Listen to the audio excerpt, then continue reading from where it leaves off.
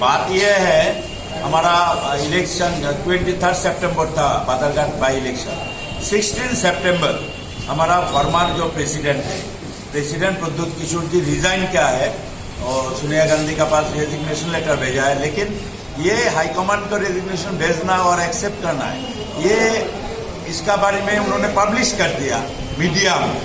तो इसका बारे में 16 सितंबर से 23 सितंबर, ये 7 दिन हमारा ये जो चुनाव है, ये एक वार है, युद्ध।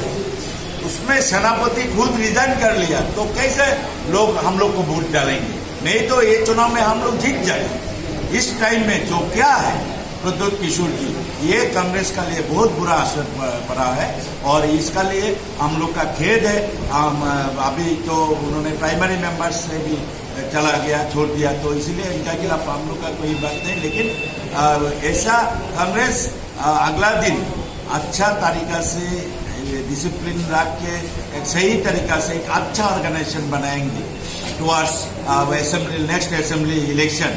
हम लोग अच्छे लड़ाई करेंगे, यहाँ पर कांग्रेस का गवर्नमेंट बनाएंगे। मेरा क्वेश्चन ये था कि कांग्रेस प्रेसिडेंट था, इसीलिए कांग्रेस काल भी ऐसा अच्छा, हम लोग देखेंगे, सर्चिंग करेंगे, जो लोग इसमें उनको साथ देंगे, उनको तो कांग्रेस के साथ कोई रिलेशन नहीं रहेंगे। वो लोग, हम लोग सर्चिंग कर रहे हैं, हम लोग को फेसबुक से और ये से फोटो मिल गया, देख रहे हैं हम लोग, जिसका कांग्रेस का साथ कोई रिलेशन नहीं है, उसका उनसे साथ देने से हम लोग कार्रवाई करेंगे, जरूर करेंगे।